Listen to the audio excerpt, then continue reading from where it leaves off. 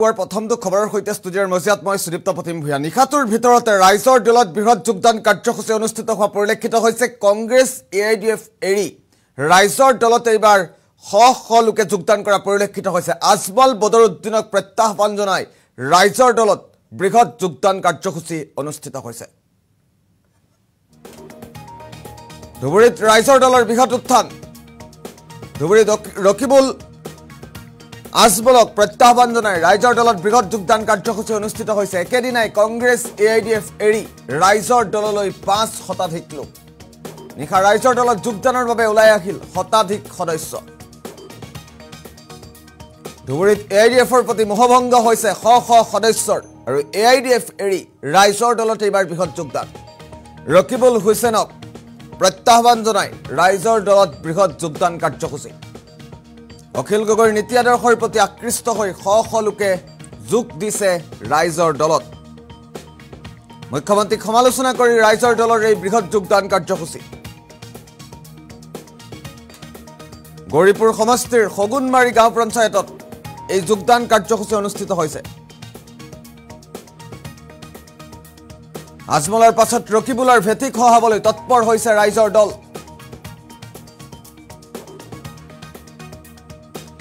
পুনৰবাৰ উল্লেখ কৰিছো ধুবুৰীত ৰাইজৰ দলৰ বৃহৎ উত্থান একেদিনাই 5 শতাধিক লোকে যোগ দিলে ৰাইজৰ দলত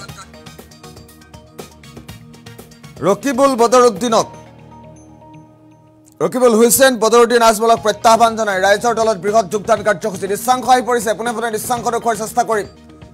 ধুবুৰীত AIDFৰ প্ৰতি মোহভংগ হৈছে শ সদস্যৰ ইয়াৰ দৃশ্যাংশ আমি দেখুৱাইছো যদি সম্ভৱ হয় ফুল স্ক্ৰীনত দেখুৱাৰ চেষ্টা কৰিম দৃশ্যাংশকেইটা ধুবুৰীত ৰাইজৰ দলৰ বৃহৎ যোগদান কাৰ্যসূচী অনুষ্ঠিত হৈছে নিশাৰ ভাগত এইদৰেই ৰাইজৰ দলত যোগ দিলে বহু সদস্যই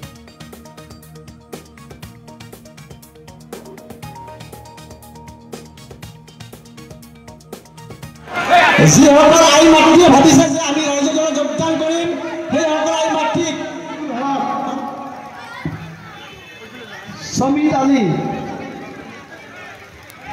সমীৰ আলী জাকিৰুল নুৰ ইছলাম আপোনালোকৰ নাম মই গাই আছো আপোনালোকে এজন মঞ্চত আহিব বাচ্চু শেখ আউৱাল আলী জুন হুছেইন আলী মকলেজুৰ ৰহমান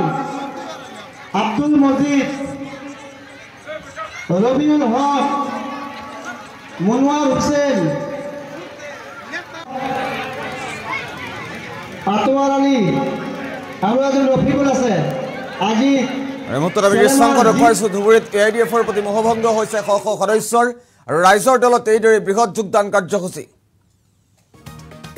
মন্তব্য আছে এই সমগ্ৰ বিষয় সন্দৰ্ভত কিছু মন্তব্য আছে আমি দৃশ্যাংশ দেখুৱাই যাম সমান্তৰালভাৱে মন্তব্য আহি পৰিছে পোনে মন্তব্য শুনাৰ চেষ্টা কৰিম ধুবুৰী জিলাৰ ৰাইজে ৰাজনৈতিকভাৱে তেওঁলোকে যথেষ্ট অভিজ্ঞত আৰু সাধাৰণ ৰাইজে ৰাজনৈতিক বিশ্লেষণ কৰি আজি কেইবাজন ধৰি ধুবুৰী জিলাৰ বিভিন্ন অঞ্চলত ৰাইজে আমাৰ অখিল গগৈ ডাঙৰীয়াৰ নীতিৰ প্ৰতি বা নীতি আদৰ্শৰ প্ৰতি আকৃষ্ট হৈ অখিল গগৈ ডাঙৰীয়াৰ যি নেতৃত্ব সেই নেতৃত্বৰ প্ৰতি তেওঁলোকে আস্থা প্ৰকাশ কৰি বিভিন্ন দল কংগ্ৰেছ AIDF বিভিন্ন দলৰ পৰা তেওঁলোকে স্বতঃস্ফূৰ্তভাৱে ওলাই আহি ৰাজ্যত যোগদান কৰি আছে ঠিক অনুৰূপে আজি গৌৰীপুৰ সমষ্টিৰ অন্তৰ্গত সগুনমাৰী গাঁও পঞ্চায়তৰ মামাবাজাৰত এক বিশাল যোগদান কাৰ্যসূচী আমি অনুষ্ঠিত কৰিছিলোঁ ইয়াতো যে অনুৰূপ ধৰণেৰে এই গাঁও পঞ্চায়তৰ ৰাইজে প্ৰায় 3 শতাধিক ৰাইজে স্বতঃস্ফূৰ্তভাৱে ওলাই আহি ৰাজ্যত যোগদান কৰিলে ইয়াৰ পৰা আমি বুজি উঠিছোঁ যে আগন্তুক 2026 বিধানসভা নিৰ্বাচনত ধুবুৰী জিলাৰ 2ৰ পৰা 3টা বিধানসভাত আমাৰ ইয়াৰ পৰা প্ৰতিনিধি ওলাবলৈ নিশ্চিতভাৱে অখিল গগৈ ডাঙৰীয়াৰ প্ৰতি যি ৰাইজে আস্থা প্ৰকাশ কৰিছে আৰু অখিল গগৈ ডাঙৰীয়াৰ অসমৰ বিভিন্ন সমস্যা লৈ যি ধৰণে বিধানসভাৰ ভিতৰৰ বাহিৰত মাত মাতি আছে এই আটাইবোৰ কথা আমাৰ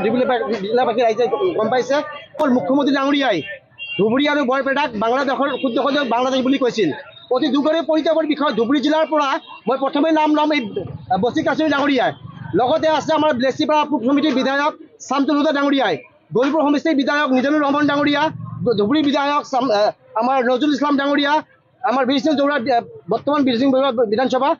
ৱাজল চৌধুৰী ডাঙৰীয়া কোনো এজন ব্যক্তি ধুবুৰী জিলাৰ ৰাইজে ইমান ধুনীয়াকৈ নিৰ্বাচিত কৰি বিধানসভাৰ মজিয়ালৈ পঠিয়াই দিছে কোনো এজন বিধায়কে এই আমাৰ মুখ্যমন্ত্ৰী ডাঙৰীয়াৰ কথাৰ কোনো প্ৰতিক্ৰিয়া প্ৰকাশ কৰা নাই। তেনেকুৱা বিধায়কৰ কোনো প্ৰয়োজন নাই বুলি ইতিমধ্যে ধুবুৰীবাসী ৰাইজে গম পাইছে। গতিকে আগন্তুক 2026 নিৰ্বাচনত ৰাইজৰ দলৰ পৰা আমাৰ ইয়াত 2ৰ পৰা 3টা প্ৰতিনিধি নিৰ্বাচিত কৰি বিধায়ক বনাই নিশ্চিতভাৱে ৰাইজ বিধানসভালৈ পঠিয়াই দিব। যে আহি